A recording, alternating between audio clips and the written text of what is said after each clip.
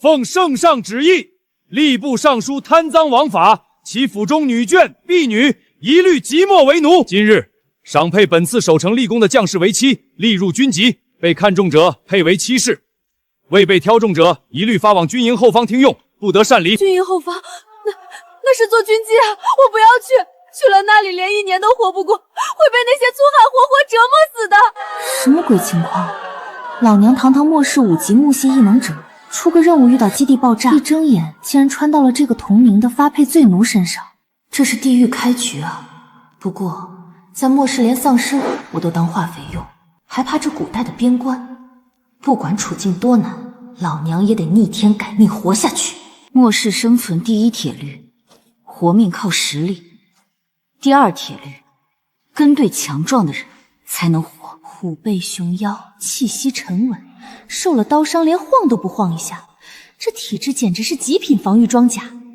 就他了，我就喜欢这种能单手捏爆天灵骨的壮汉。哎呦，老萧啊，既然你对这些娇滴滴的女人无甚兴趣，那我给你打个样，你看如何？无所谓，随你。此女容貌端庄，我愿领回去。苏荷，你平时再能干又怎样？还不是只能等着被挑剩。我苏兰要嫁就嫁最体面、最优秀的男人。你啊，就等着去后方军营被那些糙汉折磨死吧。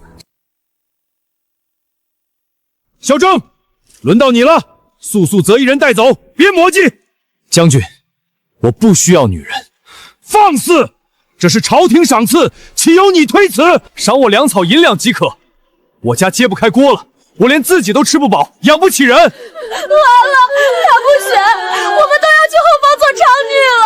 再等下去，就真没活路了。必须主动出击。我不需要你养，我会种地，会做饭，会持家。我不费你一口口粮，更不会拖累你。我选你，就是看中你足够强壮，跟着你，我安全。哈哈哈哈！这姑娘胆子大。太实在了，够直接。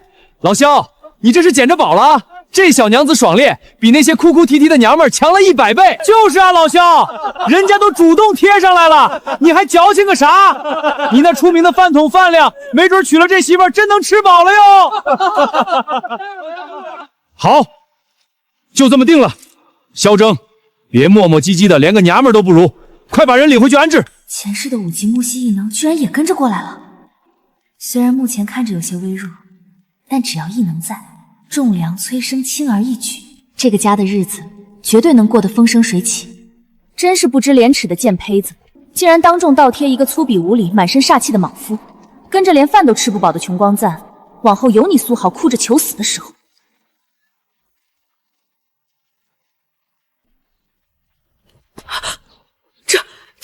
阿哲，这是谁？官府配的。你个傻憨憨，你脑子被驴踢了是不是？还真领了个女人回来？就咱们家这破条件，顿顿喝刷锅水，你心里没点数吗？你拿什么养他呀？你瞧瞧他那副样子，瘦得跟风干的麻杆似的，风一吹就能折了。一身娇里娇气的样子，连个锄头都拿不动吧？娘，这是朝廷下旨赏的，我推不掉。推不掉？你就不能死皮赖脸换点别的赏赐？要粮食，要银子，哪怕是求上半个臭猪头，也比这强啊！我们全家都要跟着喝西北风了。娘，我们回来了。今天山上连根草都被挖光了，啥野菜也没灭着。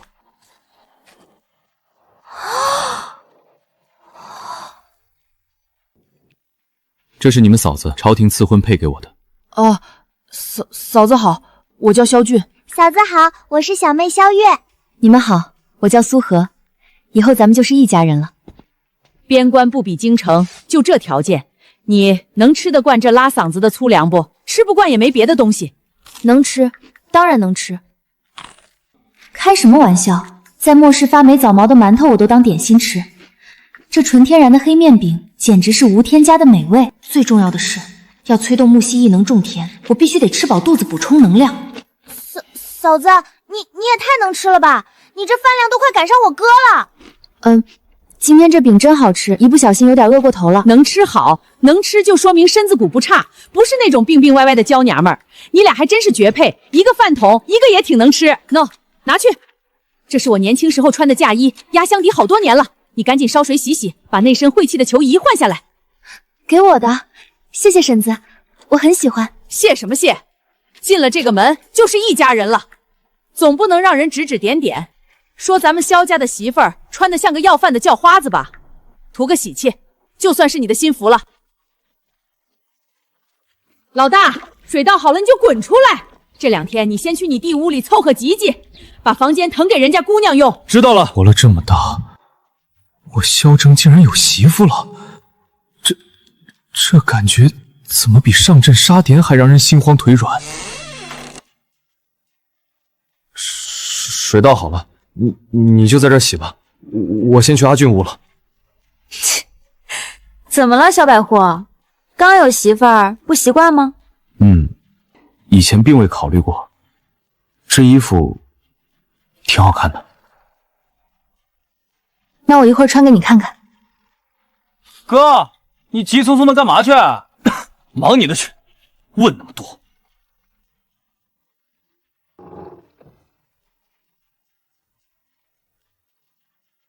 还真是有缘，原主与我同名，能看出这张脸与他原本的长相有个7、8分相像，没准这就是我的前世呢。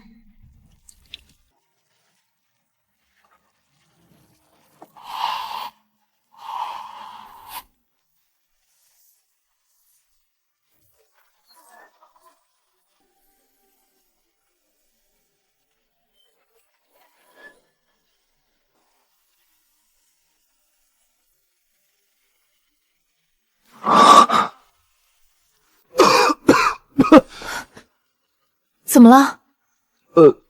有点没认出来。之前很难看吗？不是难看，只是太脏了。现在挺好看的，比我娘年轻时穿的还好看。你这么说，不怕婶子听见揍你？那我不在她面前说。这是婶子的嫁衣吧？倒是让她忍痛割热了。不过没关系，往后我定会给婶子添上许多许多新衣裳。模样倒是周正，怎么瘦成这样？路上没给饭吃？吃的很少。以后多吃点，边关风大，没点肉可扛不住。谢谢婶子借我的衣裳。借什么借？进了门就是自家人，这身衣裳就是你的了。嫂子真好看。看什么看，赶紧干活。家里也没什么活要做，你回屋里歇会儿，养养伤。我去阿俊屋里歇会儿，有事叫我。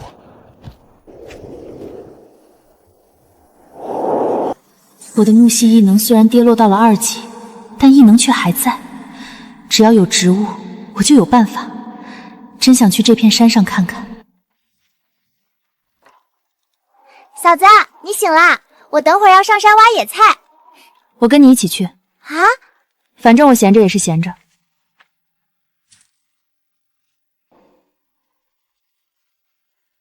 你俩去可以，别走太远。山里草都枯得差不多了，能挖点野菜回来就不错了。说不定今天就找到了呢。嫂子，咱走吧。试试看。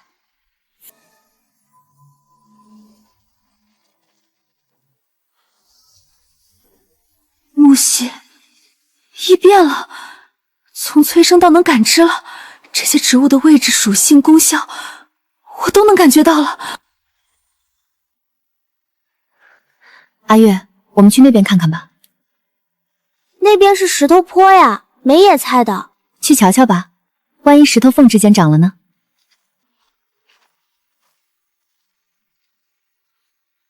嫂子真有野菜！天哪，这片还没人采过。今天运气不错。嫂子你也太厉害了，怎么猜到的？直觉吧。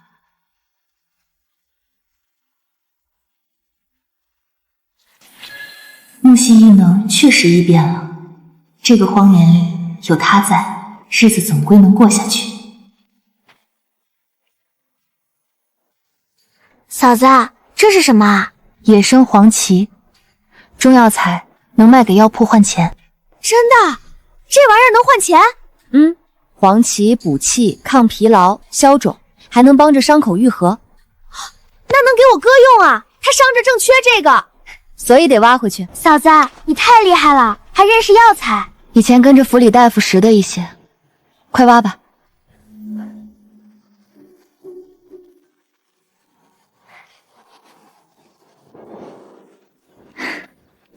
走，回家。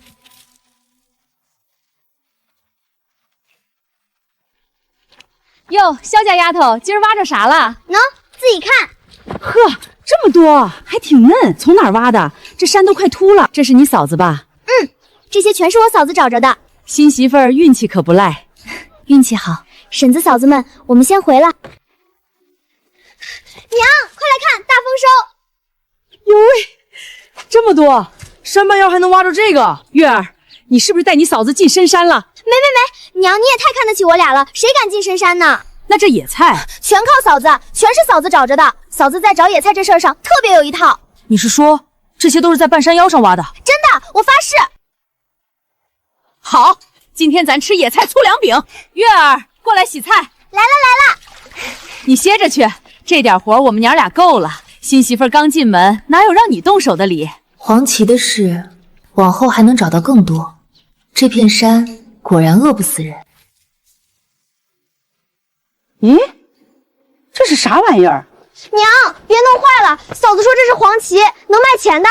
你还认识药材？以前在府里跟着大夫学过一点皮毛。这倒是个本事，以后上山带着月儿多挖点回来。娘，嫂子还说能把黄芪种起来。这几株在院子里养一养，养大些能卖更好价钱。那块地空着，你要种就种那儿吧。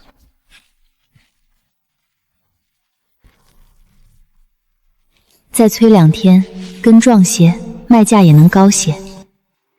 婶子，家里还有种子吗？我想再种点。春种剩下的种子不太好，你要种就拿去试试。没事儿，只要是种子，我就能种出来。有些日子没见过这么好的野菜了。那是嫂子运气好。很久没见过一家人围着锅灶了。娘，好了没？急啥？还没好。谢谢娘。快吃吧。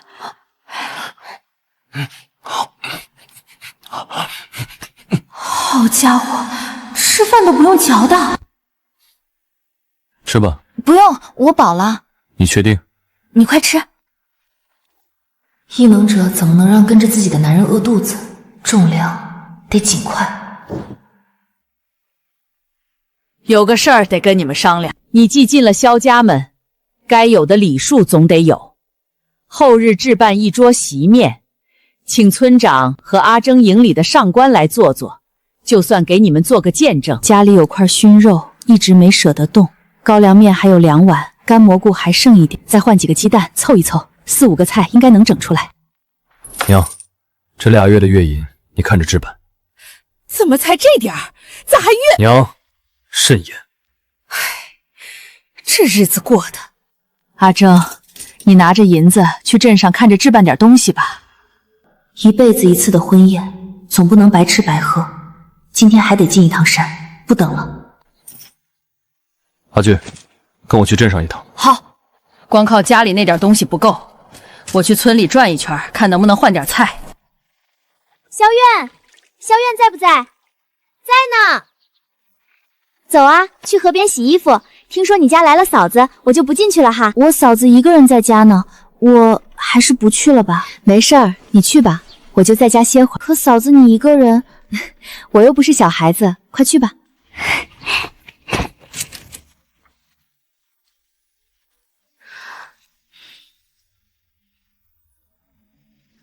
那边有东西。当身。这一片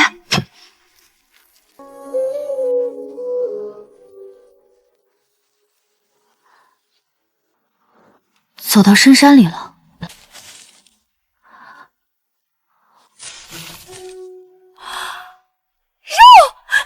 嗨，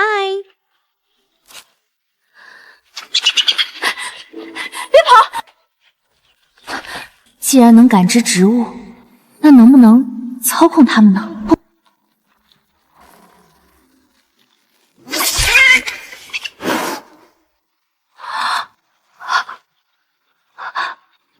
能控。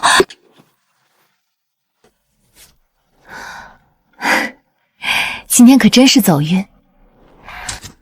该回去了，不然该让人担心了。不光能催生、感知，还能操控。这山里的好东西，往后都是我的。我们家安澜啊，不愧是官家大户教养出来的，一身的本事，还是朝廷好啊！咱们军户村哪家媳妇儿有这般能耐呀？婶子有福气了。那当然，你们不知道，我家这师媳妇儿不光女红好，还会打算盘，会识字呢。还会识字？大户人家出来的，能一样吗？大家过奖了，我自小跟在小姐身边随侍，替小姐打理对外事务。平日里赴宴应酬、接待来客，自然要懂得多一些，不过都是学了点皮毛。哎呀，还能陪着小姐赴宴，那见过的世面可不少。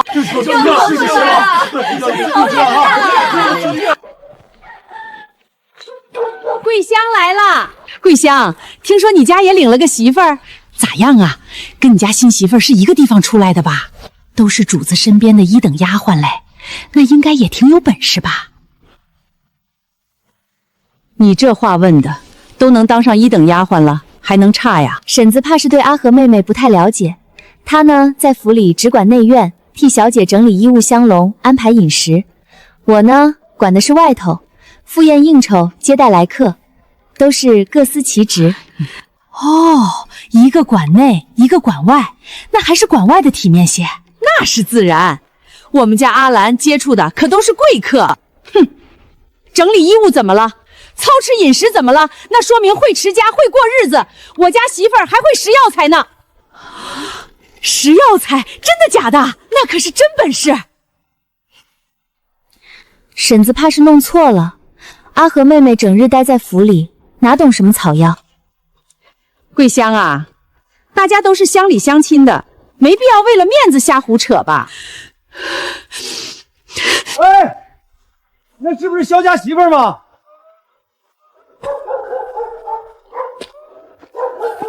婶子，萧家媳妇儿，你背的啥呀？挖的一些草药。哎呦，还有兔子！乖乖，这只兔子怕有5、6斤吧？哎，看就看，别动手动脚的，可别把兔子松开喽！运气好，在山里碰上了。你这运气也太好了，咱们村好久没人逮着猎物了，婚宴都能添一道硬菜了。哎，我家都1个月没见荤香了，谁家不是呢？阿和妹妹，你什么时候会识草药了？咱们以前住同一屋檐下，我怎么不知道？我们虽然住一屋，又不是时刻黏在一起。再说了，我会些什么，还得时时跟你禀报吗？说不定在哪儿偷学来的。阿和妹妹，既然已经嫁了人，就该守媳妇儿的规矩，你怎么还能叫婶子呢？那是我们家知礼，不像有些人连个明面礼数都没有，就直接拉着人入了房。我们萧家再穷，也不会委屈新媳妇儿。后日等他们小两口过了礼，拜了堂，自然就会改口了。萧家要办酒席，这年景还能摆席，那是真重视媳妇儿了。桂香，你家大气呀！走，回家。呸！有什么了不起的？不过就是抓了只兔子，挖了点野草，还摆酒席，这年景他也敢折腾。萧家摆席，那沈家算怎么回事？凭什么苏和他什么都有？凭什么？嫂子，你哪儿弄来的兔子？下午闲着没事，上山转了一圈，运气好碰上了。这些东西都是你挖的？嗯。那后天那桌酒席，咱家怕是能办得体面了。阿峰，萧家后日要摆酒席，咱家也办。娘，这年景摆什么席？粮食都紧巴着。人家萧家都摆，咱家不摆，村里人怎么看我沈家？你如今也是百户，能让人比下去？峰哥，娘说的在理，我和阿和同出一府，萧家办了，咱家不办，村里人难免拿来说嘴。不用大办，就请几个相熟的同旁和邻里，不失体面就行。办也行，但别铺张，家里什么情况你俩清楚。放心，我心里有数。谢谢峰哥。苏荷，你有的我一样都不能少。咦，你们在弄啥？草药，全是嫂子挖的。这么多，嫂子你从哪儿找到的？山里乱转碰上的。一个人进的深山。走偏了一点，没深入。下回喊我。大哥说的对，嫂子你一个人进山太危险了。还买了油，后日炒菜用。阿正，这些药材咱后日之前拿去镇上卖了吧？卖。何丫头说了，能卖几两银子呢？卖完正好再添置些后天席份上缺的东西。明早我就去。阿俊，烧水。你哥明早要去镇上，今晚早点歇。哎，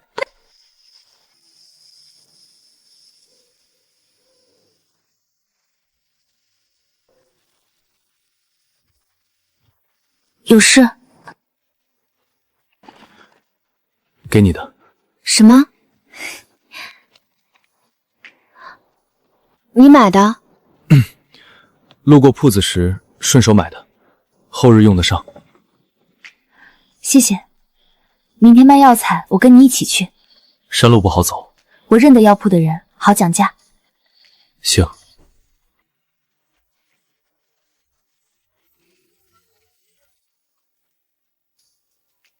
这党参品相极好，都是你们挖的？昨日刚挖的。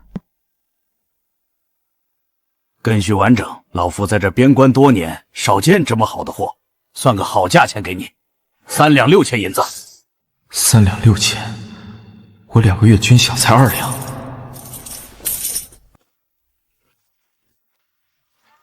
你有什么想买的？我数镇子，带你找。有点多，有些杂，慢慢买。就这些？边关就这些好活，别的种子种不出来。没有红薯、土豆这类东西？没见过。怎么了？今日不是赶集日，5日后有邮商过来，带些别国的东西，种子、香料、奇货都有。5日后。5日后，那到时候再来。进去看看。这盖头再便宜些行不行？小娘子，这已经是最便宜的了，再降就亏本了。阿和妹妹，你也来了。来看衣裳。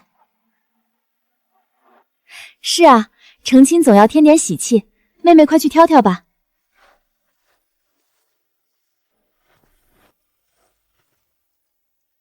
藏青和浅灰的怎么卖？200文一匹。装起来，2匹都要。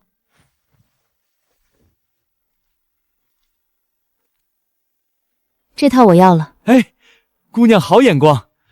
这套多少？根据她的身高来算。450文。好，都包起来。你算算总共多少银钱？小娘子，成会1两250文。掌柜的，把墙角的那袋碎布头当做天头送给我吧。好嘞。同样是新媳妇，差了不是一星半点。走吧，是不是觉得我很败家？你买的都是一家人用得上的，又不是花费在无用的事情上。况且，这些钱本就是你赚来的，你想怎么花都行。就是，本来赚钱就是用来花费，况且样样都用在了自家人身上，并没有浪费。要不是银钱有限，我还能买呢。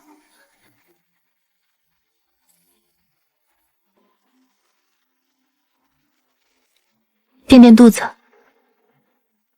峰哥，方才铺子里你也看见了，苏荷那边添了许多物件，明日两家一同摆酒，少不得要被人放在一处比较。咱家银子本就有数，哪还有闲钱置办新衣裳？你身上这件本就还算新的。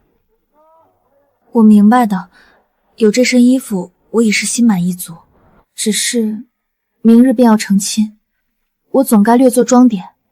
你上峰和同僚都在，装点得体面些，也能让你面子上好看。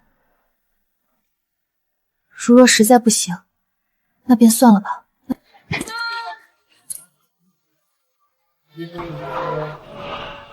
走吧。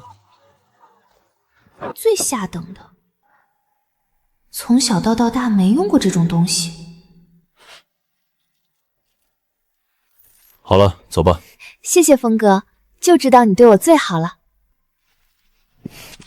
峰哥，咱们坐牛车回去吧。不行，方才买脂粉已经花多了，不远，走回去便是，我陪着你。连车钱都舍不得出。好，听峰哥的。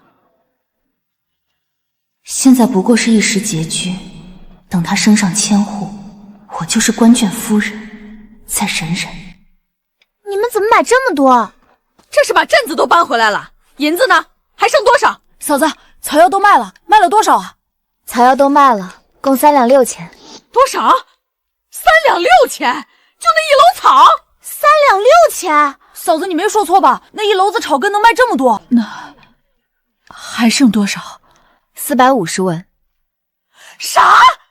就剩这么点儿了？你这孩子，3两多的银子，怎么花的这么快？婶子，银子花了还能再赚，我进山一趟就能再寻些效药卖掉，往后咱们家不会缺进项。娘，嫂子还给咱们都买了布呢，你看。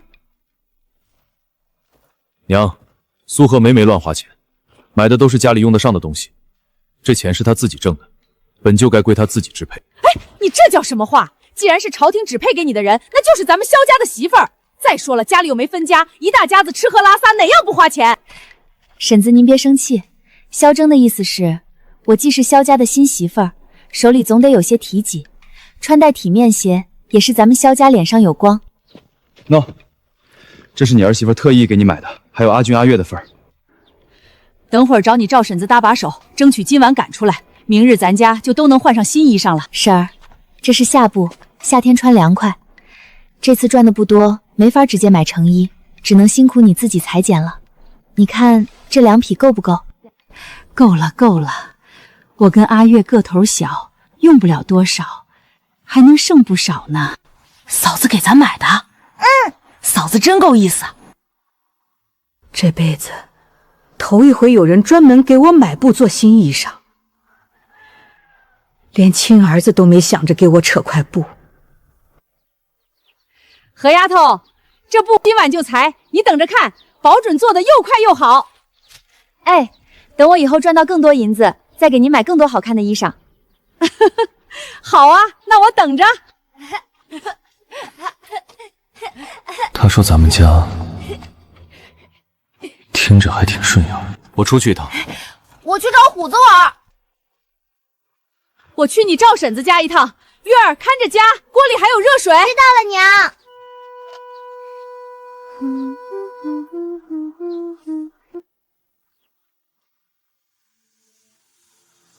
还早，那片山总让人心痒。反正闲着也是闲着。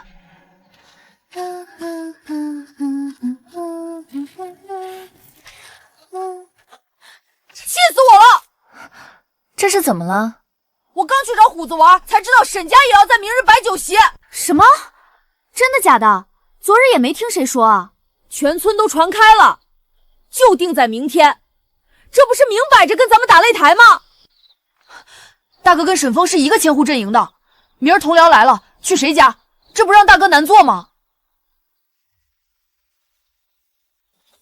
好了，别气了，他们要办便让他们办，这事儿拦不住，也没人规定明日只能咱一家摆酒。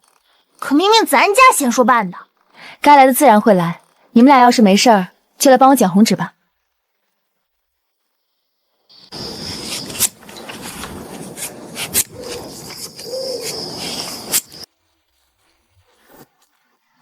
大哥，你这是打了个新箱子？给你准备的，放东西方便，算是聘礼吧。房间里连个像样的收纳都没有，你这箱子太及时了，我很喜欢，谢谢你。难怪这2晚大哥老往外跑，原来是找削木匠打箱子去了。要你多嘴。放靠尾吧，拿东西方便。好。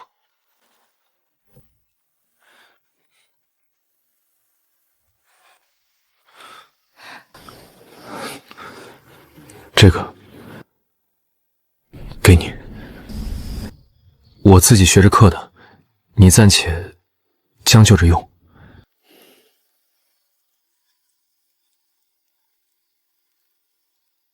我很喜欢，真的。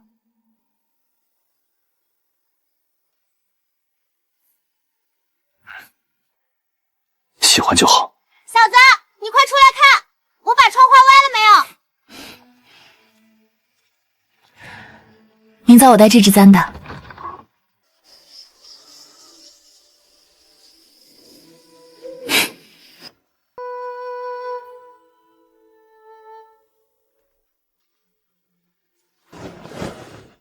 这个倒是合适。这笨手。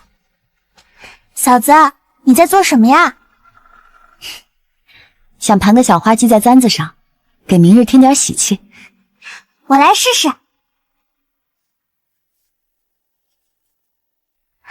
成了，嫂子你看，还真好看。阿月，你手比我巧多了，我也就试试，没想到一下就盘成了。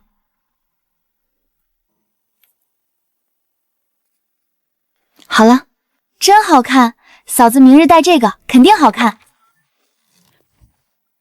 对了，刚在赵婶子那边听说沈家明日也要摆酒。村里早就传遍了。哼，这沈家还真会挑时候。算了，人家要摆也拦不住。那只兔子宰了，混些配菜可以做出3道荤菜，再加上腊肉、鸡蛋就是5道肉菜，再添几个素菜，凑成10全10美一桌。兔子还能做出3道菜？2只兔腿红烧，骨架剁开，加山菇炖汤，剩下的肉切丁，配黄瓜、萝卜、葱段，凉拌。还能这么做？听着就很好吃。分开来做，有荤有汤，味道不重样。野菜、豆角、白菜，凑一凑，10道菜够了。好，就这么定了，这席面绝对拿得出手。阿征，你那边宾客都说好了？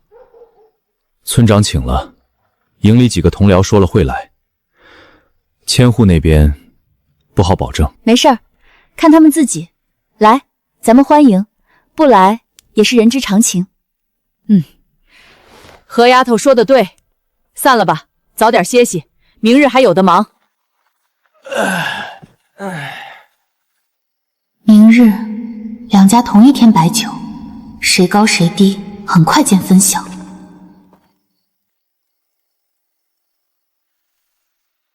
桂香，你看我负责啥？我带了个大锅炖汤正好。嫂子，这些都是啥法子？边关风沙大，皮肤容易干裂，丝瓜水润一润会好些，以后慢慢教你。好看好看，明明还是嫂子你，可就是感觉哪里不一样了。这才哪到哪儿，以后东西备齐了还能更好。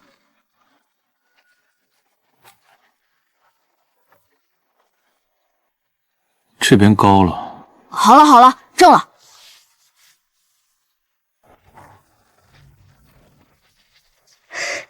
这身真好看。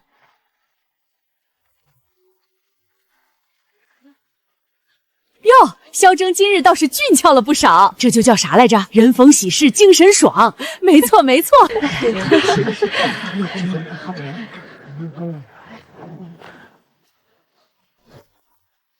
准备好了吗？好啦，新娘子出门喽！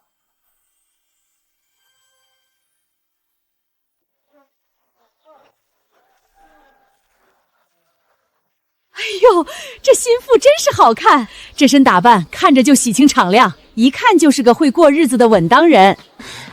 走吧。好，嫂子，上车吧。这是借的，绕一圈路远。挺好的。哦，新娘子坐牛车啦！哎呀，去看热闹！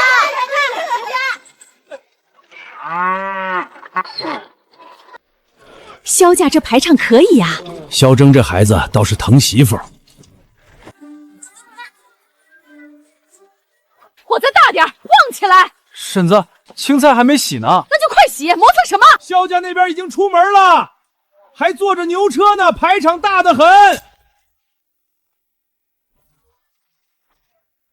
快点，该出门了。走？怎么走？人家萧征还给苏荷备了牛车，你怎么没准备？咱家什么条件你不知道？我连件正经嫁衣都没有，穿着你妹的旧衣裳，连个牛车也没有，我怎么出门？别无理取闹了，赶紧走。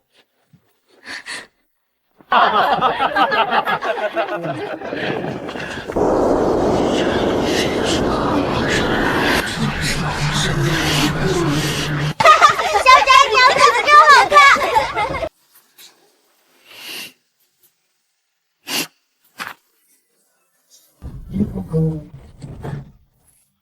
慢点。新妇进门了，新娘子走着。哎，新娘子头上那只木簪好别致啊！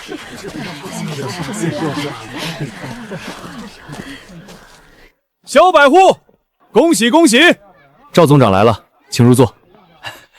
咱们萧百户今日瞧着，当真是满面春风啊！哎呀，你们来了，快进来坐，带你们去瞧瞧新媳妇儿。俺正想去看看呢，听说人长得可周正了。哈哈哈哈哈！俺没看晚吧？我可是退了那边的席，直接来你这儿了。恭喜了，老萧，多谢。你这边挺热闹的，沈家那边就有些冷清了。少说两句。哎，行，不说了。这可怎么弄？两边都是刚升的百户，咱家大儿还在别的千户营当总旗呢，谁也得罪不起。这样，我先去萧家打个头，坐一坐，再去沈家坐席，两边都照顾到，谁也挑不出理来。沈叔去沈家？一个宗族的得去撑个场子。萧征和沈峰都是得力干将，眼下这节骨眼儿不好偏谁。备2份贺礼，你替我送去，两家各一份，就说军务繁忙，实在走不开。是。开席了，开席了，大家别客气，吃和好。这兔肉真好吃，绝了！我昨日就听说了，嫂子是进山抓的兔子，今日咱们都有口福了。以后让弟妹多发挥发挥本事，咱也能多沾沾光。这席面整得硬实啊！多久没吃过这么好的酒席了？这新媳妇儿真是有本事，还能抓到兔子。桂香婶子，你可真是好福气啊！哪有，俺也要吃肉。去，人家没请你。你闻见没？这味儿真香。萧家席面整了5道荤菜，我听说连兔子都做了3酱吃法。这年景能办成这样，萧家是下血本了。人呐，不是都让人去请了吗？不用等了，萧家那边都吃上了5道肉菜呢。连基本的体面都不顾，这一桌东西，以前尚书府的下人都不会端上桌。苏荷，凭什么你总能赢？来，敬新娘子一杯，以后咱老萧可就有媳妇儿管了。对，敬新娘子。多谢各位来捧场，我不会喝酒，以茶代酒，敬大家一杯。嫂子爽快，以后有好事可别忘了弟兄们。行了，我媳妇儿的茶喝了，你们的酒也够了，吃菜。萧百户，我家千户大人命我送份贺礼过来，道一声恭喜。劳烦了，替我谢过千户大人。老李这做派倒是一碗水端得平，他这个位置本就不能偏。慢些喝，菜还多着呢，锅里还有热汤，尽管吃，尽管添。怪到外头都说你是个有本事的，就小苏这沉稳劲儿，一点也不像刚进门的心腹，敞敞亮亮的，大大方方的，话不多，但好相处。那可不，我嫂子厉害着呢。几位嫂子别夸我了，快吃菜吧。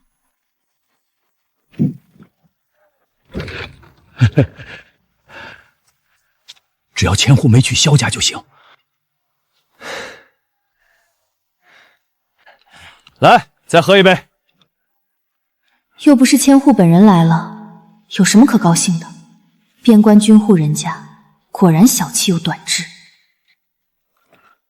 今日还有点账目没理，我就先回了。俺也得回去看看孩子了，营里还有事儿。一个个什么玩意儿？老娘花银子还得不到一个好，你还好意思说？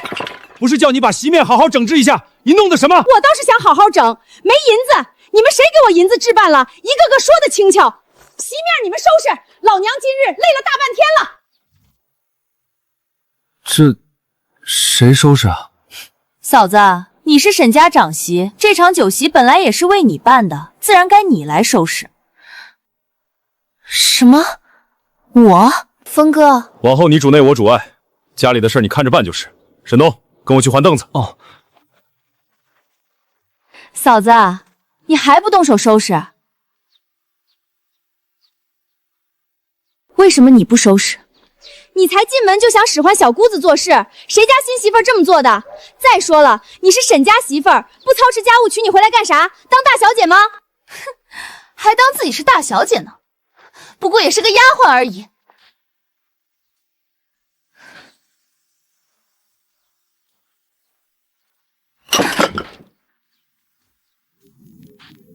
这日子跟我想的完全不一样。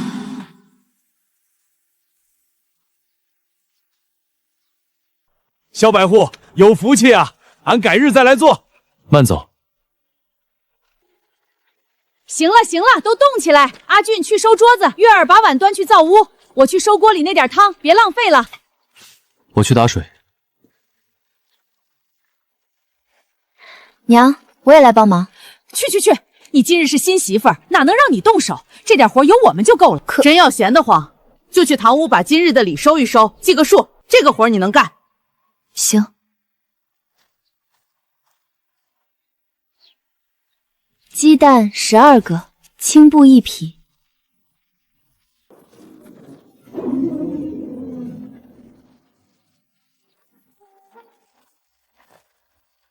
今日你是心腹，先吃。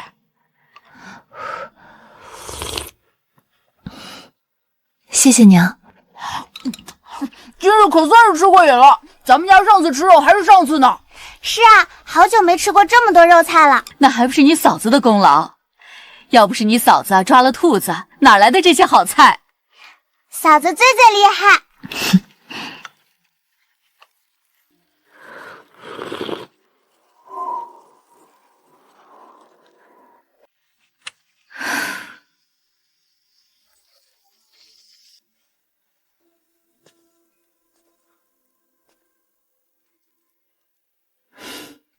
你杵着那儿干什么？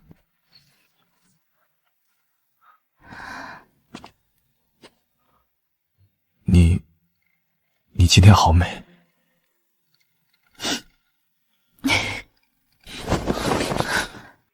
你笑什么？笑你笨。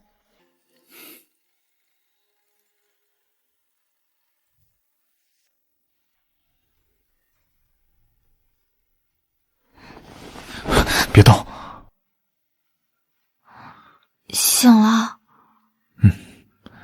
再躺会儿。该起了。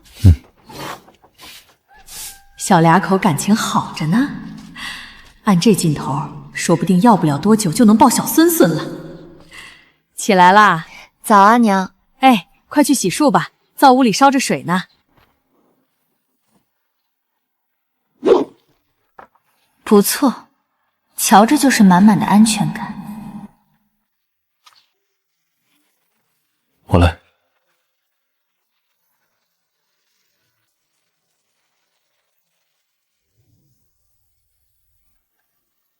种的太老了，光靠这点贴补根本不够。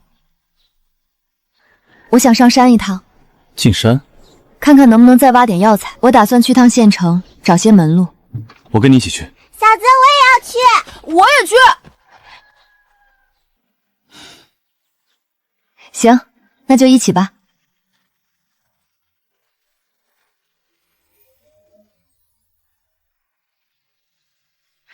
走这边。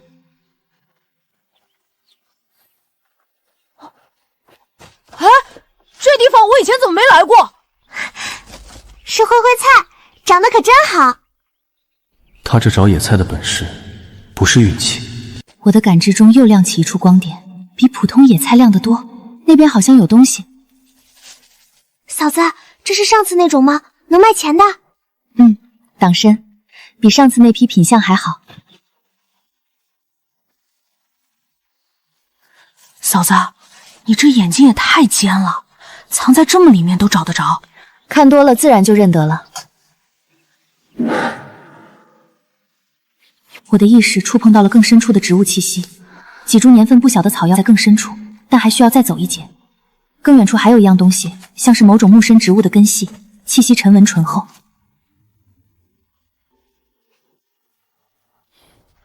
再往里走就是深山了，要进去吗？我想往里走，再看看，但不会走太远。你们俩就不要进去了，就在附近找找野菜吧。我跟你们嫂子进去看看，快去快回。如果半个时辰还没回来，你们就先行回家。大哥，我跟你们一起。不行，大哥，你陪嫂子去吧，我们就在外面找找野菜就行了。人参，起码50年了。这就是人参。小心挖，根须不能断。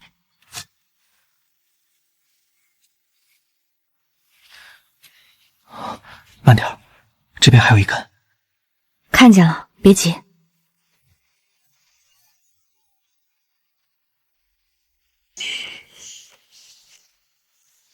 别动，别动。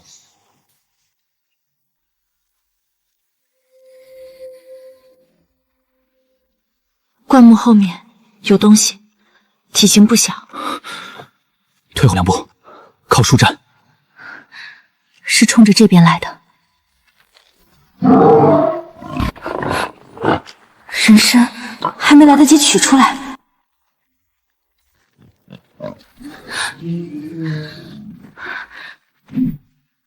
别慌，退远点。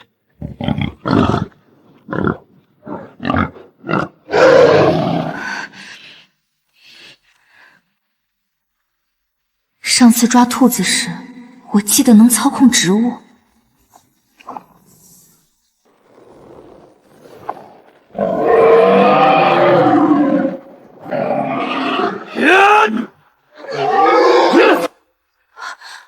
你受伤了？不碍事，只是些皮外伤，人参没被糟蹋。野猪刚才是冲着我来的，为什么？是因为我的异能气息吗？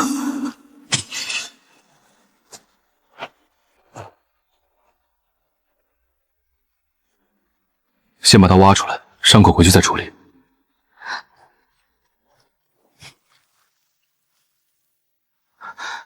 完整，一根须都没断。这玩意儿，这能值好几百两。养一养，能更值钱。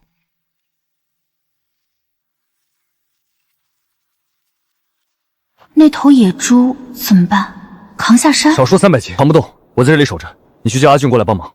好。 300-400斤肯定有，小百户厉害啊！这是打到野猪了，这下小家可有口福了。哇，好家伙！嫂子歇着，我们来。小百户，你这手得赶紧处理，别抻着了。喏，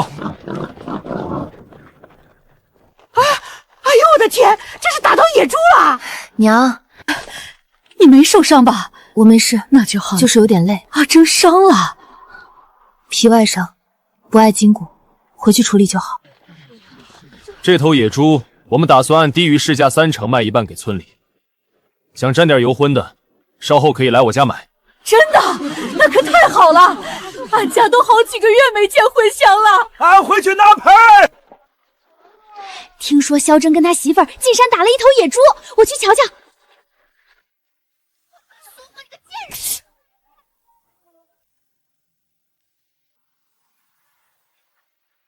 又是苏荷。阿俊去烧水，月儿把大盆洗干净。铁山、立安，你们先坐，喝口水歇歇。咱哥仨一起把这野猪处理了，别放久了。行，没问题。你先回屋处理伤口。这点小伤，听你媳妇儿的。行。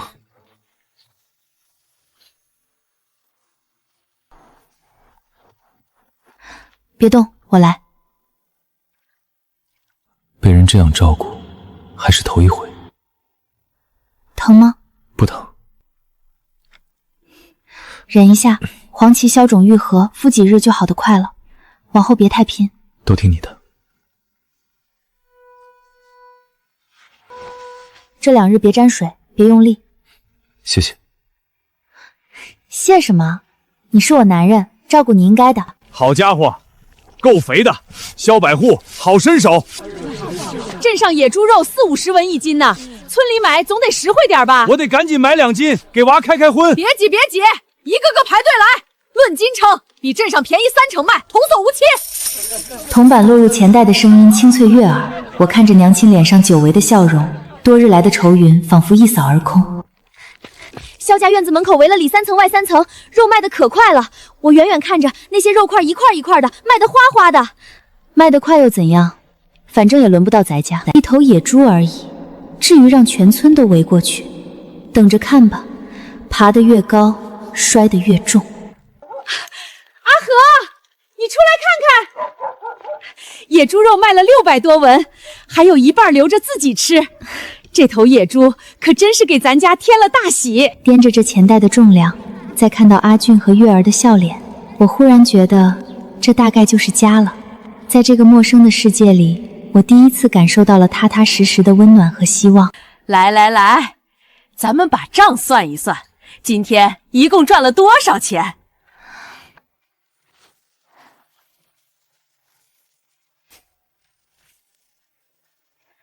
我这边1200文，1500文，800文，我这边700文。等等，我手里还有600文，那总共多少来着？4800文。多少？4800文，4两多银子。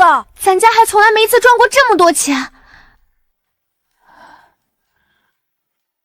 这都是托了你的福，是你给咱家带来的福气啊！这是萧征的功劳，我就帮了点小忙。你这丫头就是嘴硬，你的好我们都记着呢。这钱是咱们一家人一起挣的，往后的日子只会越来越好。娘，咱们把那块猪腿肉给千户大人送过去吧。送肉？昨日李千户送了那么重的贺礼，人也没留下吃饭。如今咱们得了野猪肉，该切一条大猪腿送过去，算是回礼。以后真哥还得仰仗千户多照应，人情不能断。我去一趟。阿俊，跟我来把剩下的肉腌上，天热放不住。嫂子，今晚做啥？红烧肉，在炖锅骨个汤，炒2个素菜，荤素搭配。红烧肉，嫂子你会做？试试看。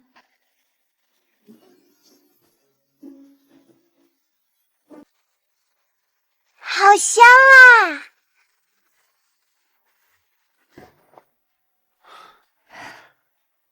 开饭啦！好吃，嫂子手艺太好了，比娘做的还好吃。你这丫头，有的吃就不错了，还嫌弃你老娘。娘也吃。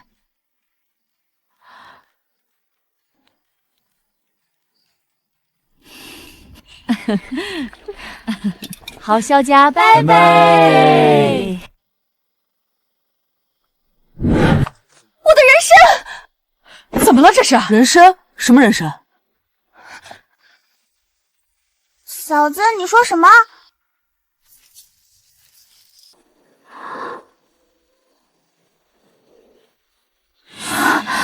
还好，没坏吧？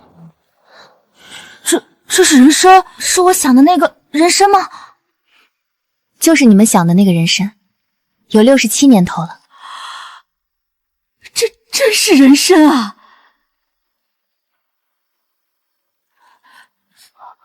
这可是传说中的宝贝啊，能卖老多银子了。是苏荷找到的。嫂子，你运气也太好了吧！我们今天就是在挖人参的时候遇上的野猪，也不知道是不是这个气味把野猪引来的。你打算怎么处理？还是老样子，先在院子里种上，养一段时间，等它长得更好些了，再拿去药铺卖。3天后就是边关镇的大集，我本来就要去镇上淘些种子，到时候把家里的药材一起带上，卖了银子，我想买些地种粮食，再把这房子修缮一下。买地的银子我来想办法。不用，卖药材的钱够了。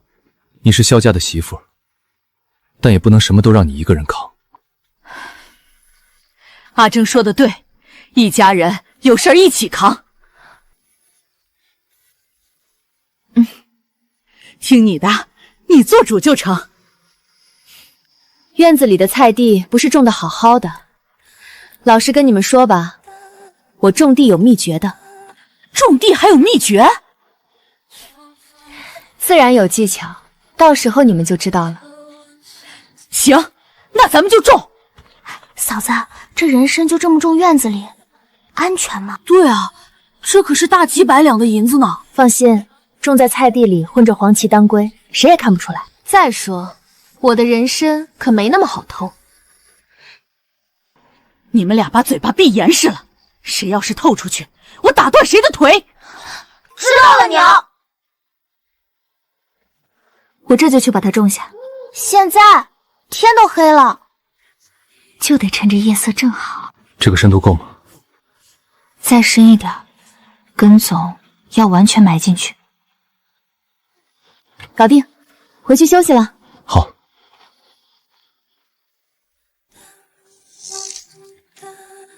你伤口还疼吗？疼。怎么了？我想亲你。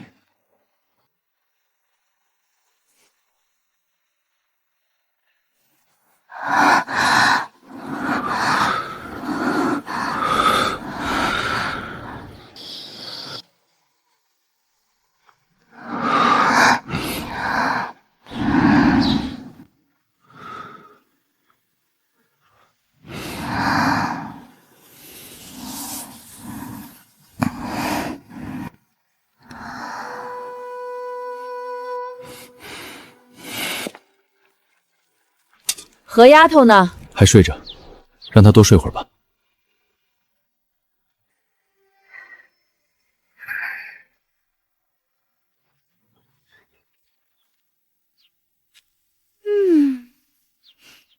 再养几日，年份就能再提一滴，100年也不是没可能。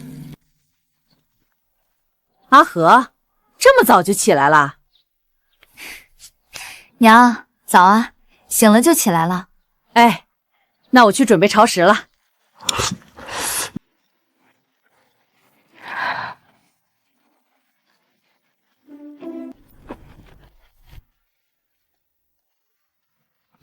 多吃点。我已经吃了5个了，饱了。他不吃了。真得好好感谢朝廷给分了媳妇儿，不然你这榆木脑袋，怕是要打一辈子光棍。阿俊、阿月，收拾收拾，今儿去地里。哎，你也去。闲在家里没事儿干。不是让我在家休养吗？刚饭桌上那么能吃，有什么好休养的？阿和，你就在家歇着吧，地里的农活有我们就行。娘，我也去。我可以的，娘，我也想帮忙。行，别勉强，累了就歇着。好。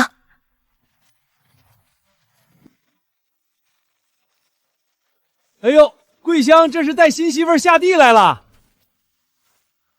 萧百户也来了，不在家休养休养。年轻人闲不住，非要来帮忙。这新媳妇瞧着就是个能干活的料。不是说大户人家出来的吗？看着倒没架子。娘，这块地还能救，底下的潮气没散完，补点水肥，秋凉能收。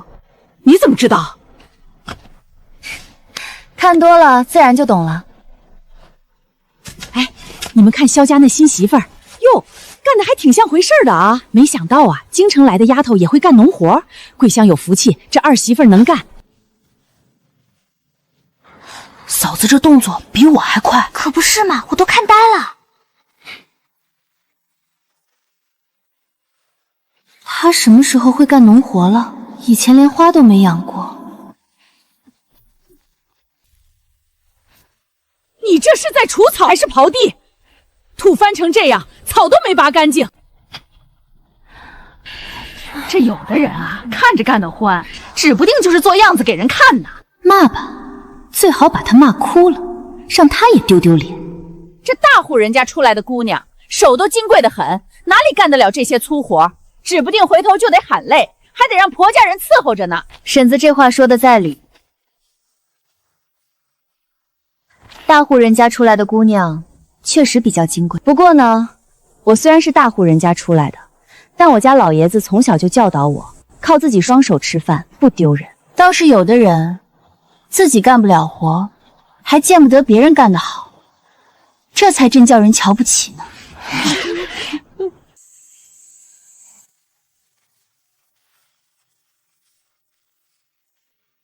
婶子，还想说点什么吗？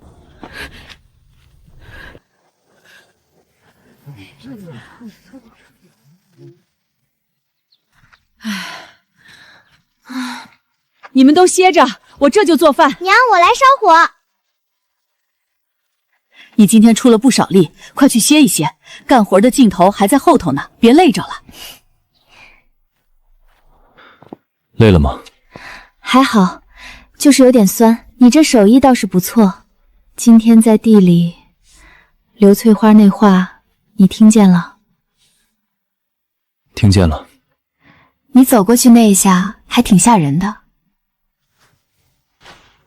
我媳妇儿不是谁都能说的。这么多碎布，你打算做什么？这些布最大也就巴掌大，做衣裳肯定不行。这些碎布要是能好好利用，说不定能变废为宝。边关的女人发饰少，金银首饰买不起，木头簪子又太素，这些碎布可以做拼布小挎包、发带、彩色发绳，还能做簪子上的小花、布偶小动物。这主意好，我下午反正闲着，做这些手工活费事儿。这能行吗？要是卖不出去呢？卖不出去就算了，反正没花本钱，试试又不亏。2日后就是边关大吉，咱们做好拿去卖卖看，赚来的银子算你们的零花钱。不行不行，主意是你出的，布也是你拿回来的，怎么能都算我们的？对啊，嫂子，这不合适。阿月，你也14了，是大姑娘了，手里得有点傍身钱，往后攒攒也能给自己添点嫁妆。嫂子，你说什么呢？还早着呢。娘，你也得多心疼自己，不能什么都花在孩子们身上，手里有点私房钱，自己想吃什么就能买点什么。你这孩子，说这些做什么？咱们女人就得学会爱惜自己，手里有银子，不管做什么事都有底气。行了，别光说不练，既然要做，那就动手吧。先折好花形，再用线固定，背后缝一根细布条，直接就能绑在簪子上。像上次那样盘是吧？我试试。阿月，你这双手就是天生做这个的。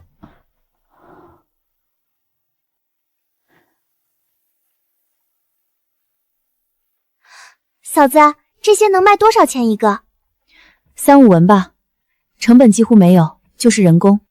卖5个就有10-20文了，够买几斤粗粮面了。那多做些，能卖不少钱呢。你倒是会算账。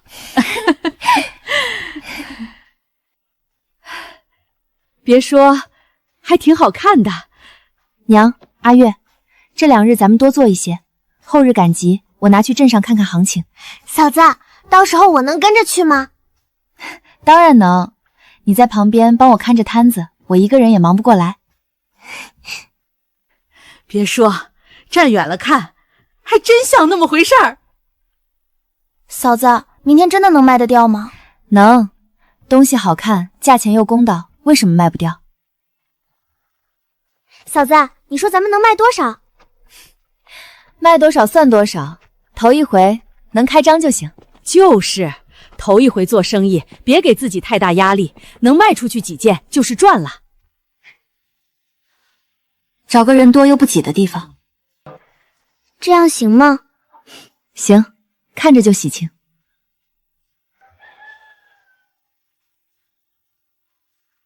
等会儿有人来看，你别急着报价，先让人拿起来看看摸摸，喜欢了自然会问价。大姐小妹，过来看看吧，京城来的新鲜玩意儿，边关独一份呢。这是什么啊？怎么用的？这叫发带，用来梳头盘发的，绑在头发上，既能固定又能好看。说的倒好，可光说谁不会？谁知道绑出来啥样？我给大家演示一下，一看就明白了。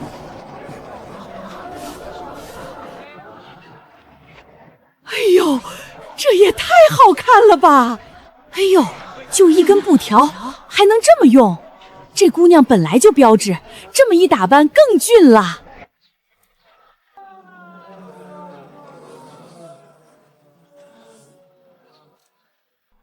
天哪，一下就大变样了！没想到一根木簪子加了朵小花就变得这么精巧。你们看，简单的发带发绳就能让整个人气色都不一样。咱们女人日日操持一家大小，可越是这样，就越该对自己好点，花不了几个钱，不光能让自己更精神，好看的东西瞧着心情也好，多值啊！这位娘子，我想买条发带，但你能不能帮我盘下头发？我觉得你弄的发型很好看。这条怎么样？你五官大气端庄，这个颜色衬你，沉稳又不失少女感。真的吗？好，就这条。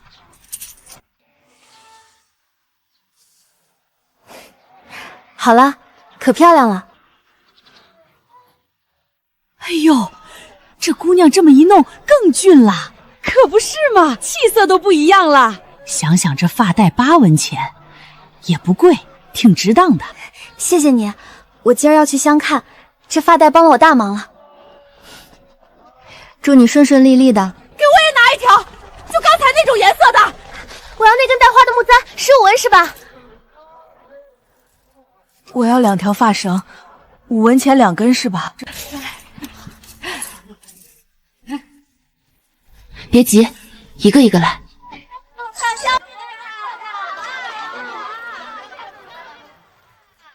娘，阿月，你们就按照我刚才教的继续卖，我和阿征去药房卖那些药材去。行，你们快去快回。拿出来吧，让我开开眼。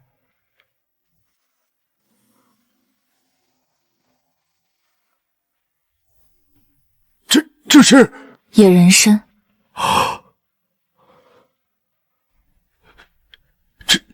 真的是野人参。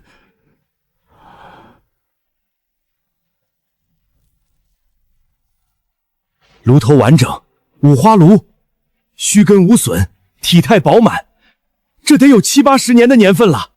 掌柜的是行家，看看就知道。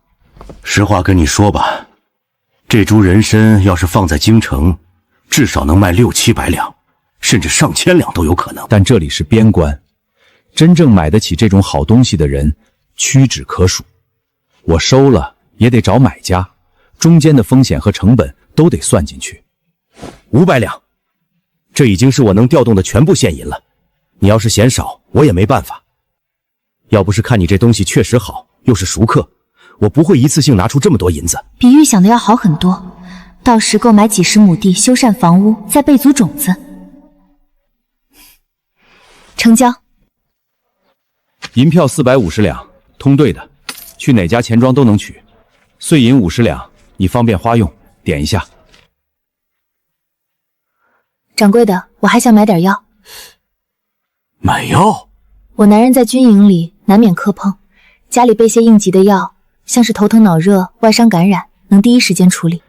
你这想法好，家里备点药总没错。清热解毒的、头疼脑热的、止血的、跌打损伤的，都是常用的，效果不错。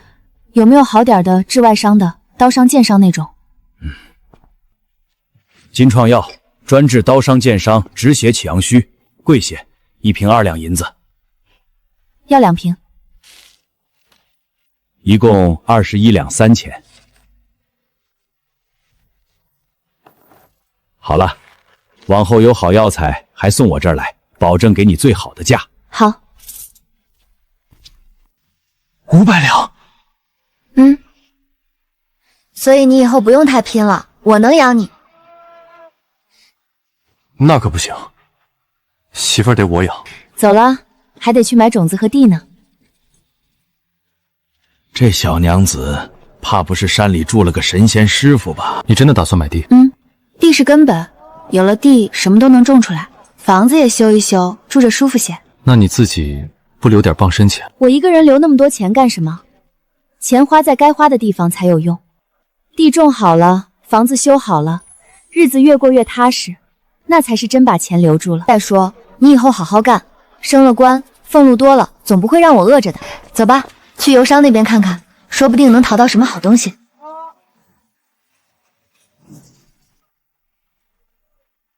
老人家，这是什么？种子从西边带来的。西边能种吗？能种，我们那边家家户户都种。玉米、高粱，这2样认识，另外2种从来没见过，但能感受到生命力很强。这些种子怎么卖？这一布袋300文，玉米和高粱便宜些，每袋200文。4种我都要，500文，行吗？行，卖你了。那几块像石头一样的东西是什么？老人家，这个又是什么？那个啊，我们那边叫地鼠，长在地里的，种下去能结一窝，就是不好看，没人稀罕。这不就是土豆吗？高产耐旱，这可是宝贝啊！这个怎么卖？你要就拿去，不值钱的东西，我们那边都拿来喂牲口的。那谢谢老人家了，我拿回去试试，看能不能种活。这东西有用？有大用，回去再跟你说。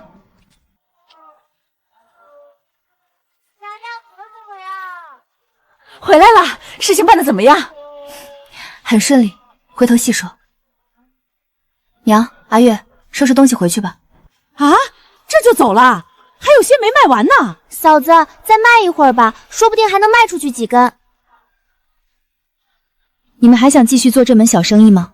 想啊！娘，阿月，我得跟你们说清楚，这些饰品没太多技术产量，懂女红的人多研究几遍就能琢磨出来，长期做怕是做不长久，但短期赚一笔快钱还是可以的。怎么说？咱们趁大家还没反应过来，抓紧时间找人一起做，分散到各处集市去卖。村里妇人哪个不会针线活，把活分给他们做，按件给钱，他们赚零花，咱们多出货，两全其美。对啊，这是个好主意。这法子好，咱们村闲着的妇人多，让他们帮忙做，咱们出料出主意就行。不过有个前提，碎布得备足，光有人做没有布料也白搭。那去哪儿弄碎布？成衣铺子。嫂子，咱们去买碎布吗？先买衣裳，正好我也想再添2身换洗的。娘，你也得添1身，上次那身是新裁的粗布，换着穿的也得有。我这做儿媳妇的，总不能让大家穿得破破烂烂的出门。那买便宜的就行，你说了算。